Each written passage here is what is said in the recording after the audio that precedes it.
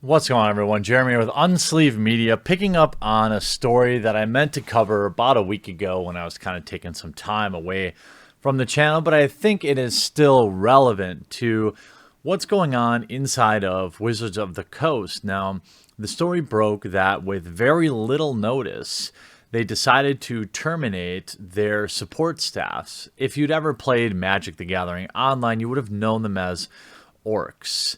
And I'm going to share one former employee's story as well as some leaked, possibly, information from them. And we're going to examine that. But of course, everything's fine at Wizards. So, a little backstory based on how WotC, or a little backstory on how this works. WotC is a small internal team that does similar work, but the majority of the support is handled by a company called Productivity Associates, PAI, which I and the rest of the orcs work for. We live all over the United States and Canada, and I've been working from home providing support for WotC over a decade. Every single one of us has a background in either Magic, D&D, or both. Most of us have been working here for years and have developed an extensive knowledge of Wizards of the Coast products and how to support them. On Wednesday of last week, WotC decided to abruptly end their contract with PAI, and the majority of the team was laid off with no warning. A small portion of the team will be kept until the end of the month, and they will be let go as well.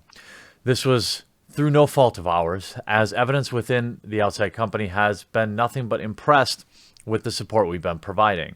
Apparently, new upper management has determined our services are too expensive and have decided to replace us with a large international support company.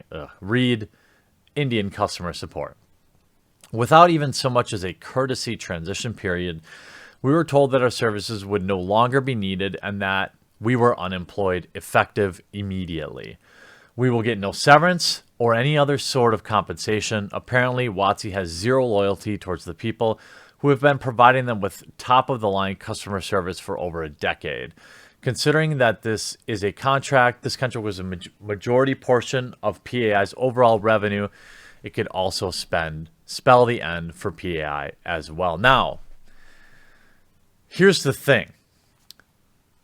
When you're providing support for, say, a bread company, you don't have to really know the ins and outs of bread. You need to take customer complaints and shuffle them through and send them a coupon. When you support a complex trading card game like Magic the Gathering or Dungeons and Dragons, when you support a complex trading card game like Magic the Gathering or a game as complex as Dungeons and Dragons, the need for the customer service rep to, at bare minimum, understand the game is very important, especially with Magic the Gathering Online and also Magic Arena. Players will need, at times, to request refunds for very specific reasons. For example, it is very common for Magic the Gathering Online to freeze in the middle of a draft, to crash in the middle of an event that people pay $15 or $30 for. I myself have had to submit many redemptions over the years, and the orcs always got back to me fast and gave me refunds. Essentially, if you paid $30 for an event, it times out while you're drafting, while you're playing, and you get disqualified, you can get your money back. In fact, every single request I ever made was always granted. Granted, I'd never really made a request unless it was very obvious that the system crashed or that I got screwed over. But nonetheless, when you're getting hosed out of $15 or $30 for a particular event, getting refunds out quick is important, and the orcs always did that. They also understood complex rule and card interactions when you were going to report issues with Magic the Gathering Online to Wizards of the Coast, and they also understood courtesy, what players should and shouldn't do during the game, and offered a real live person to talk to at almost any time to request support. Now, this story was confirmed by other orcs in various Reddit threads and things like that, and I feel very bad for them. the reality is, I'm sure that this was just a contract with a company, a contract that was probably month to month, and Wizards of the Coast terminated it with no real thought or need to give severance to. Now, that said, the severance is probably the responsibility of PAI and not necessarily Wizards of the Coast. But given this situation, you would think that they would have given PAI some notice or try to work something out with the existing orcs. Now that they've cut loose all of the orcs who were contracted through WotC, they said, of course, that they're going to outsource the service to India. According to the orcs, the email support logs at times were down to 0, meaning they had 0 in backlog because they were so on top of things. But now that more than 25 people were fired with no warning, the support requests are piling up and they're already getting behind. And again, when you talk about moving phone support to India, there are some things that it works just fine for. For Magic the Gathering, there is absolutely no doubt in my mind that the quality of service will greatly depreciate. And I can't imagine that this was a gigantic cost that needed to be mitigated in this way. There are other things from what further people gathered is that supervisors, this is secondhand information, it was between 30 and 90 days. However, Hasbro lawyers found a loophole in the contract to cut our budget. That was some sort of clause that allowed them to do that. However, they cut the budget so severe that it only allowed us to continue to operate at $5 an hour for the remainder of 1 month. They gave our bosses a list of things that must be covered and then continued to tell them that they can do whatever they need with the money. Wizards of the Coast also told them that after this month was over, our managers are amazing. After this month, it is over. This is an employee. Our managers are amazing, and they try to keep as many people on as they could after and honored everyone's vacation time. Again, however, secondhand information, our managers have first found out last Wednesday, and we found out on Friday, 2 days later. Some people had been working there for 8 to 9 years. Email queues are backing up as we speak. As a team, we had them down to 0 repeatedly in non-release periods.